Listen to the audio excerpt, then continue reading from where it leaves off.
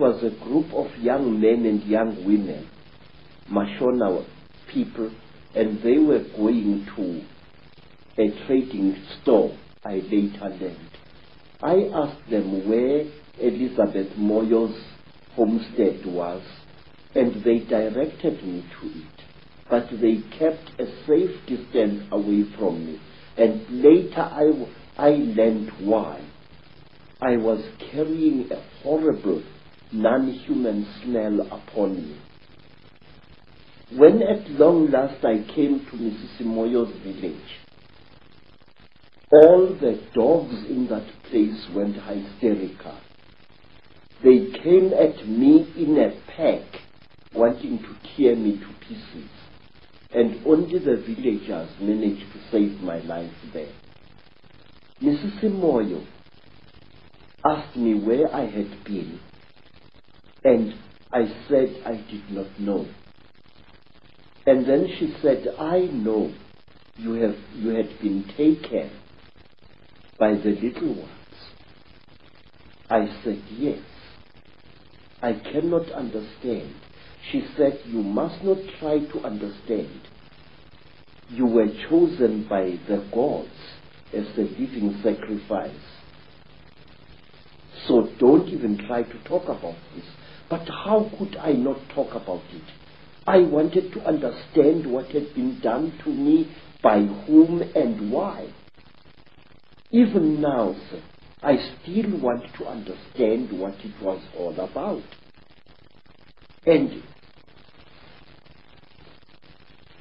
many years later, I met a remarkable white woman, Elizabeth Clara, a famous South African woman who had worked for British intelligence during the war, and who, we are told, had been impregnated by a being from the stars, Icke.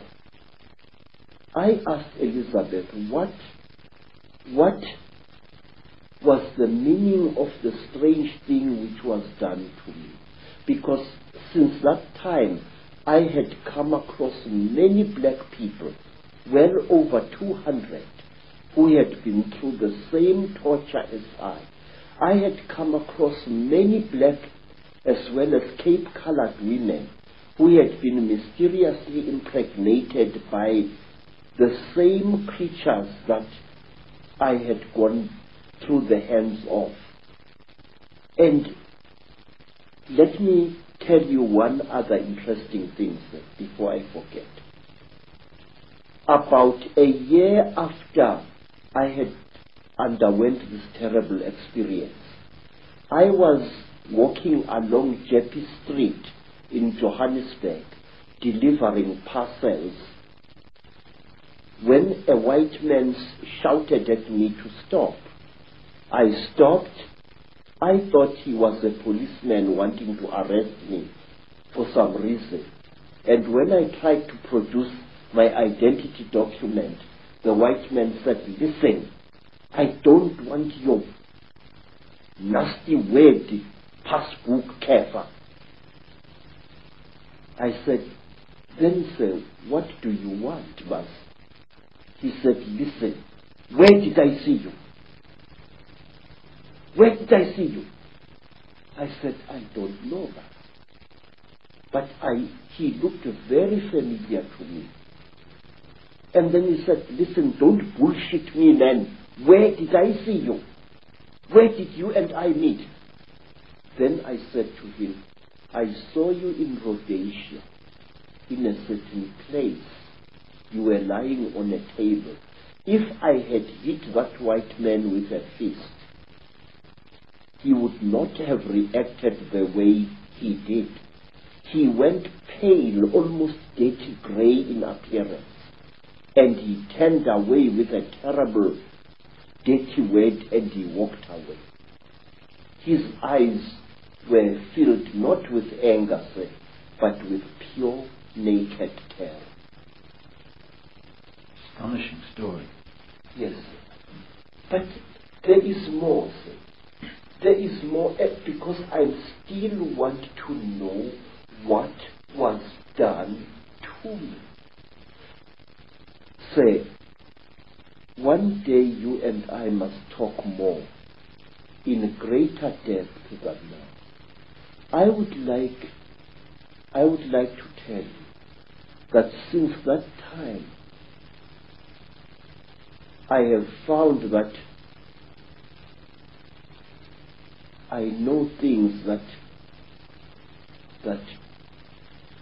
a man of my standard of education shouldn't know. These hands,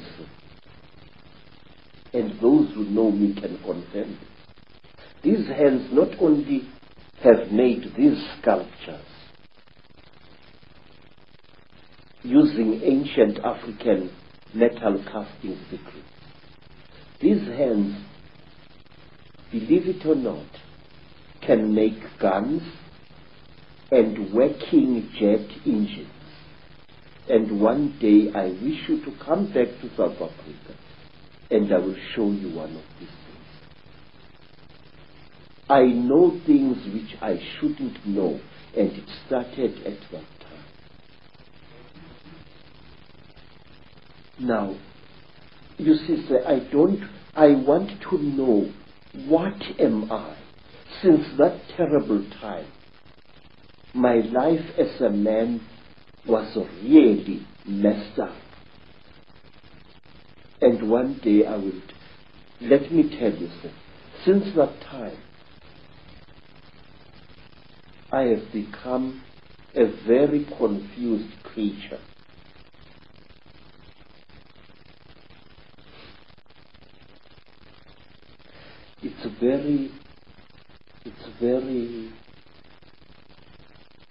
It's embarrassing, really.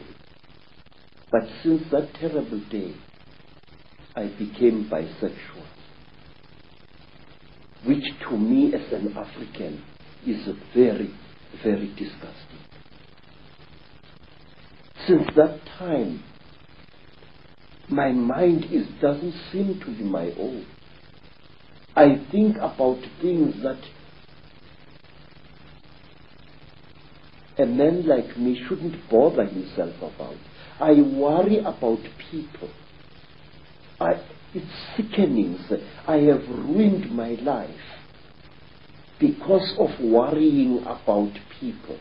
I feel that I want to take every human being on this earth by the shoulders, shake them roughly and say, listen, Pastor, there is more to this earth than you think.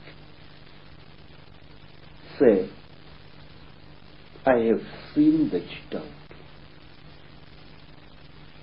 I have smelt them.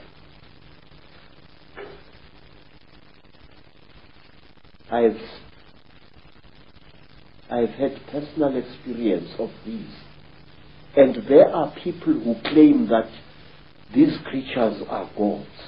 There are people, sir, who claim that these creatures are experimenting on us. That is a lot of rubbish.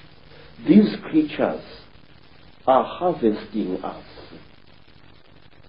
These creatures are not aliens, Mr. Icke. These creatures are sexually compatible with our women. And what does that tell you?